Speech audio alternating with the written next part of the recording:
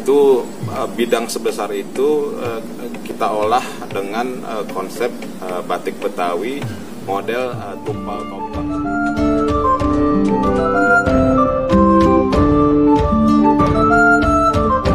Jangan lupa subscribe dan tekan tombol lonceng.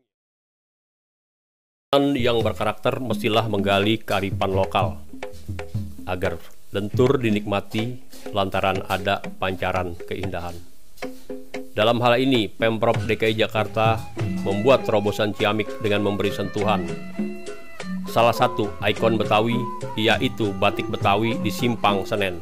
Simpang Senen yang dahulunya terlihat tak rapi kini tampil indah dengan sentuhan motif batik Betawi berukuran besar pada dinding lift jembatan penyeberangan orang atau JPO. Senen ya, persimpangan Senen memang tuh setelah direhab oleh Pemprov menjadi jauh lebih baik gitu ya. Nah, kebetulan saya menjadi bagian dari tim yang mendesain JPO, jembatan penyeberangan orang, terus halte busway, halte Transjakarta, termasuk juga underpass. Underpass itu kaitannya dengan ornamennya. Nah, kalau kemudian ditanyain soal batik ya, motif batik Betawi di dinding lift. Jadi itu ada dinding lift yang nempel menyambung ke JPO, penyeberangan yang modelnya kayak Cristiano. Nah, itu dinding lift itu kurang lebih lebarnya tuh 5,5 meter, tingginya 11,3 meter. Nah, itu bidang sebesar itu kita olah dengan konsep batik Betawi model tumpal tombak. Jadi memang motif batik Betawi itu ada tumpal. Yang khas dari batik Betawi adalah tumpal.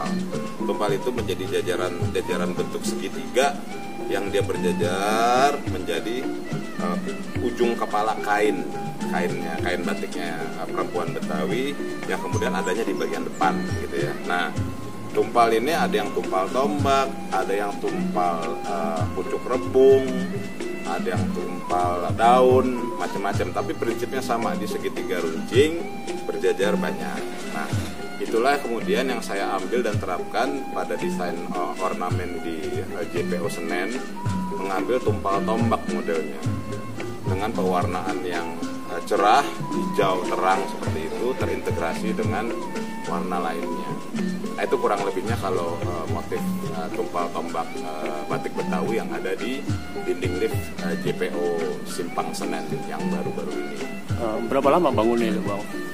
Itu dibangun kurang lebih dalam waktu, kalau nggak saya salah ya, karena itu kan satu pekerjaan yang termasuk underpass ya. Cuman kalau ditanya yang bagian liftnya doang, itu mah dikerjakan dalam waktu kurang lebihnya 3-4 bulan lah, khusus di dinding liftnya saja ya.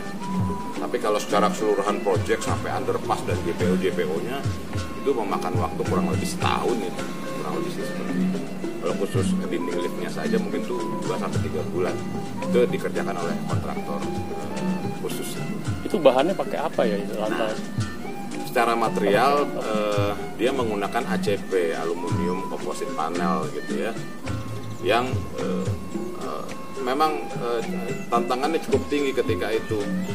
Aluminium itu kan nggak bisa dibentuk ukir-ukir seperti batik pada umumnya, sehingga ini menjadi tantangan ketika saya diminta mendesain ornamen Betawi.